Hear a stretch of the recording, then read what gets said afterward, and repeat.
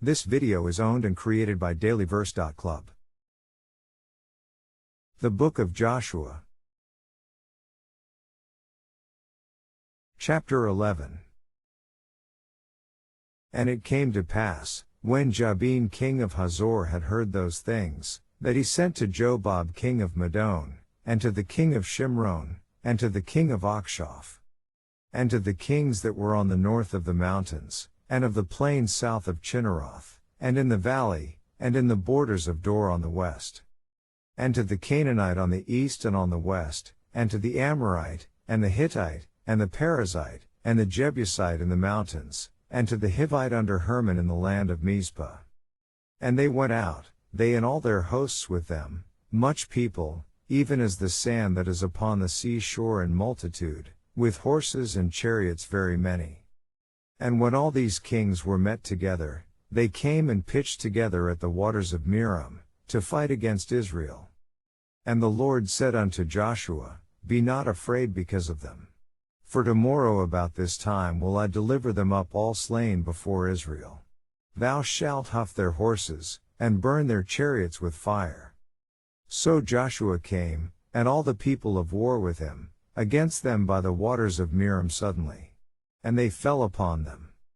And the Lord delivered them into the hand of Israel, who smote them, and chased them unto great Zidon, and unto Misrephothmaim, and unto the valley of Mizpah eastward. And they smote them, until they left them none remaining. And Joshua did unto them as the Lord bade him. He huffed their horses, and burnt their chariots with fire. And Joshua at that time turned back, and took Hazor, and smote the king thereof with the sword. For Hazor beforetime was the head of all those kingdoms. And they smote all the souls that were therein with the edge of the sword, utterly destroying them. There was not any left to breathe. And he burnt Hazor with fire. And all the cities of those kings, and all the kings of them, did Joshua take, and smote them with the edge of the sword, and he utterly destroyed them, as Moses the servant of the Lord commanded. But as for the cities that stood still in their strength, Israel burned none of them, save Hazor only. That did Joshua burn. And all the spoil of these cities, and the cattle, the children of Israel took for a prey unto themselves.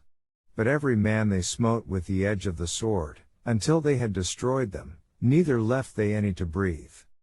As the Lord commanded Moses his servant, so did Moses command Joshua, and so did Joshua. He left nothing undone of all that the Lord commanded Moses.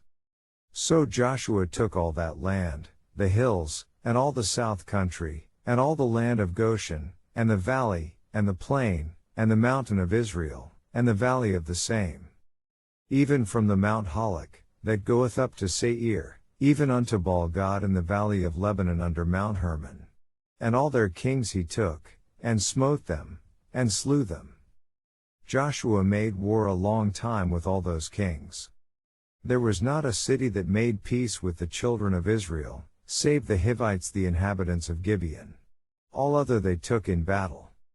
For it was of the Lord to harden their hearts, that they should come against Israel in battle, that he might destroy them utterly, and that they might have no favor, but that he might destroy them, as the Lord commanded Moses.